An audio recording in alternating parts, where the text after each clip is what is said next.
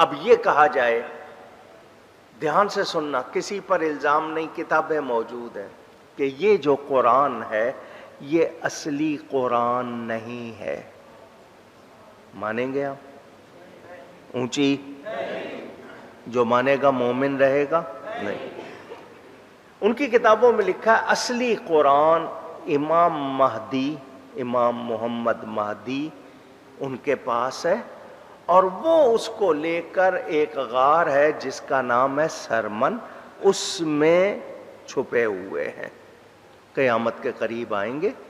اصلی قرآن ان کے پاس ہے، اس میں 40 پارے ہیں، یہ تو 30 پاروں کا ہے، اس میں 40 پارے ہیں۔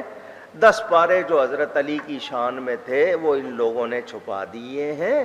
وہ اصلی قرآن، وہ 120 گز لمبا یا 70 گز لمبا، دونوں روایتیں، اور 40 گز چوڑا،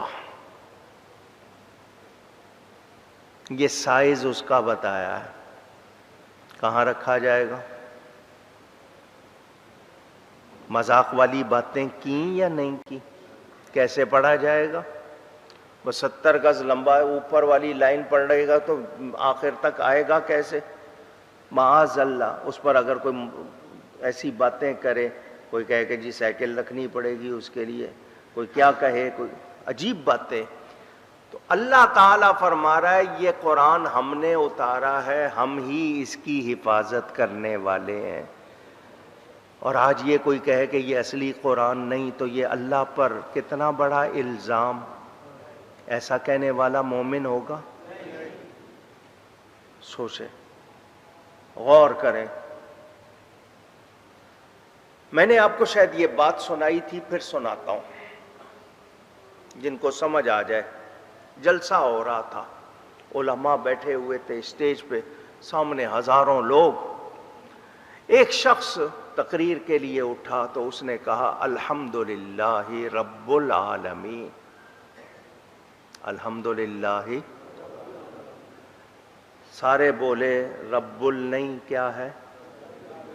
رب العالمین۔ صحیح پڑھو، غلط پڑھ گئے ہو۔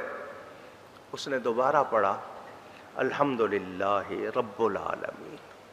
لوگ پھر کہنے لگے تجھے ابھی بتایا ہے رب العالمین ہے، رب العالمین نہیں، یہ تو پیش لگا رہا ہے، یہاں زیر ہے، دھیان سے پڑھو۔ اس نے تیسری مرتبہ پڑھا، پھر وہی پیش پڑھا الحمدللہ رب العالمین۔ وہاں لوگ اٹھ کے کھڑے ہو گئے، یہ تقریر کے لائق نہیں ہے، یہ اس قابل نہیں ہے، اس کو پہلی آیت نہیں پڑھنی آ رہی، آگے کیا پڑھے گا؟ صحیح پڑھنا ہے تو ٹھیک ہے۔ اس نے کہا اچھا ایک منٹ ٹھہر جاؤ، میں پھر پڑھتا ہوں۔ اس نے پھر پڑھا، وہی پڑھا۔ اب تو لوگ بالکل مارنے پہ تل گئے کہ یہ نہیں ہٹتا ہے تو اس کو ہٹائیں، ہم نہیں سنیں گے۔ اس نے کہا رک جاؤ، میں نے صرف ایک زیر کی جگہ کیا پڑھا؟ پیش۔ تم سے برداشت نہیں ہوا، نہ مجمع سے نہ علماء سے، سب کے سب چیخ اٹھے، پورا مجمع کہہ رہا الحمدللہ رب العالمین، تم بھی کہہ رہے ہو، میں نے صرف زیر کی جگہ پیش پڑھا، تم نے مجھے پڑھنے نہیں دیا۔ اور ایک حرکت، اس کو حرکت کہتے ہیں نا زیر زبر پیش، ایک حرکت صحیح نہیں پڑھی تو برداشت نہیں ہوئی۔ قرآن کی ایک حرکت میں کمی اور غلطی برداشت نہیں ہو رہی تو پورے قرآن کے بارے میں کیا کہو گے؟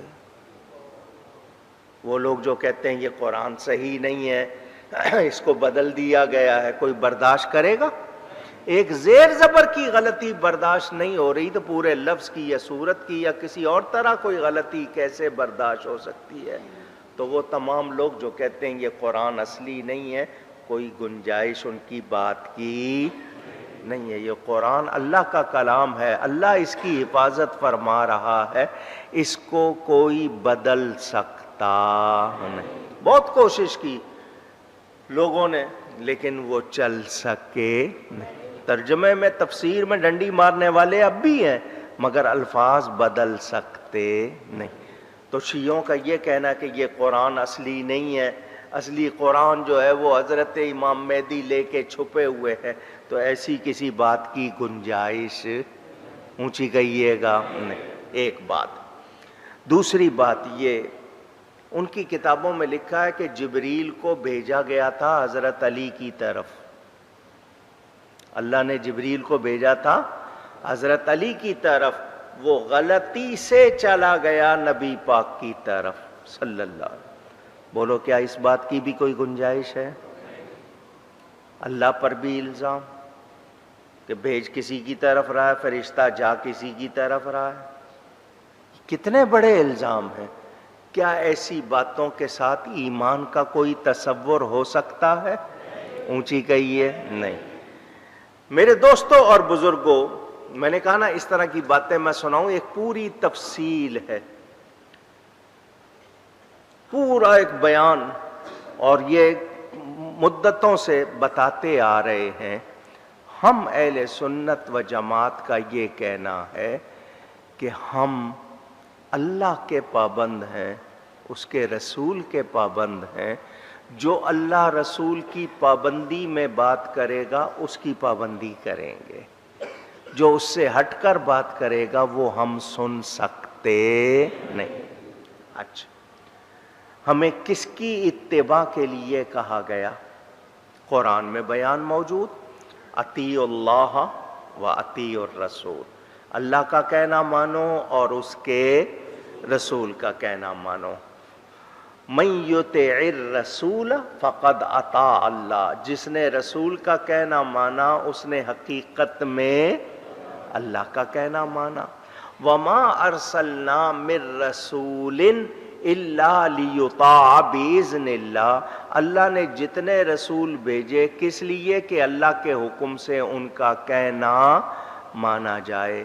من یطع اللہ ورسولہ یدخلہ جنات تجری من تحتها الانہار، جو شخص اللہ کا کہنا مانے گا اور اس کے رسول کی وہ اطاعت کرے گا تو اللہ داخل کرے گا ان کو باغوں میں، جنت میں۔ نعرہ تکبیر، نعرہ رسالت۔ یہاں حضرت سے پوچھ لیں، صوفہ لا کے رکھ لیں ان کے لیے اگر جب بیٹھنا چاہیں۔ ہماری اس مسجد میں آج ماشاءاللہ مہمان تشریف لائے، یہ اعلی حضرت فاضل بریلوی کے پڑپوتے ہیں ماشاءاللہ، شیر رضا ہیں۔ صوفہ رکھو، لا کے صوفہ لاؤ جلدی سے،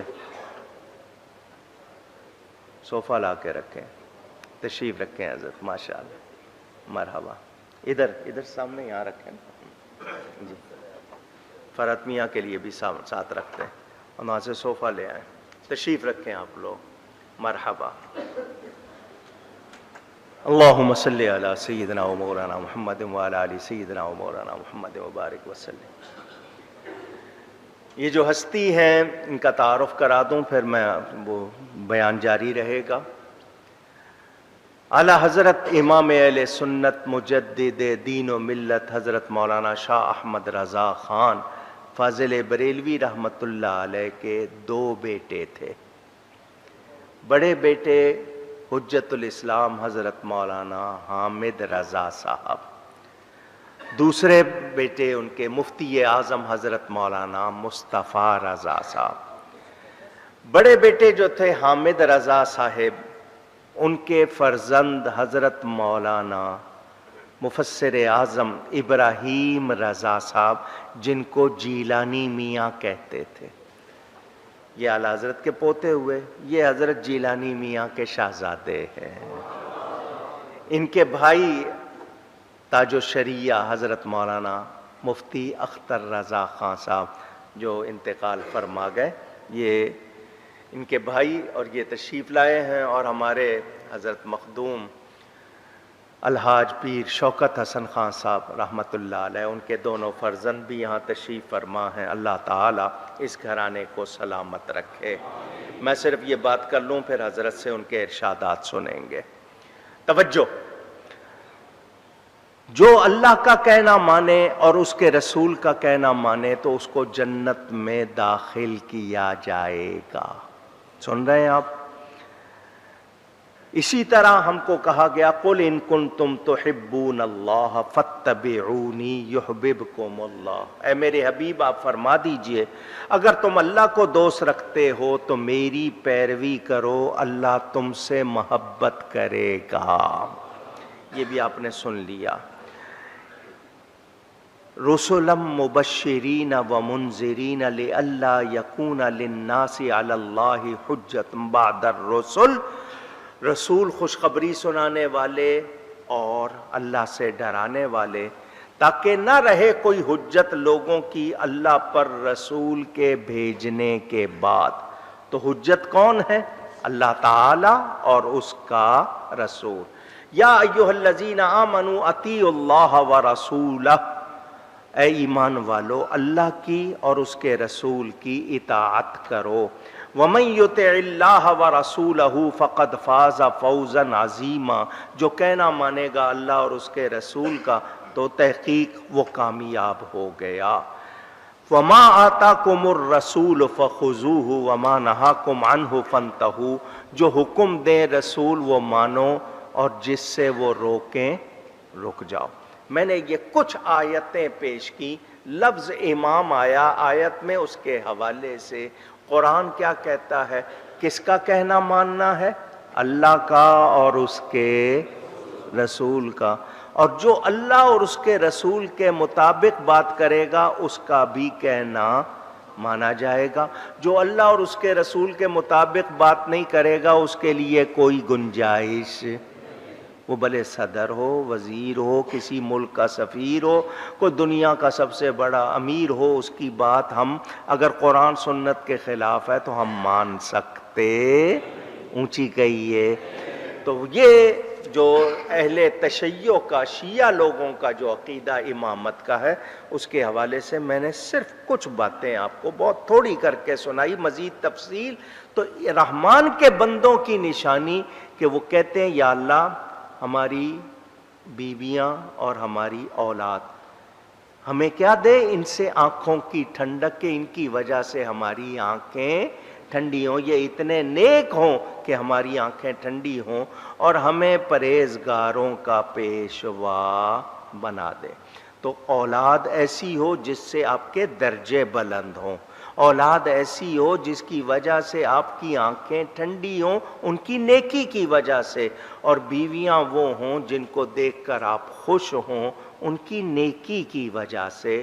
یہ مختصر بیان میں نے ابھی کیا، یہ ابھی باقی ہے، انشاءاللہ اس پر مزید گفتگو، اور اس کے بعد 2 آیتیں ہیں تو یوں سورۃ الفرقان کی تفسیر انشاءاللہ پوری ہوگی، اور اس کے بعد سورۃ الشعراء کی تفسیر انشاءاللہ شروع کریں گے۔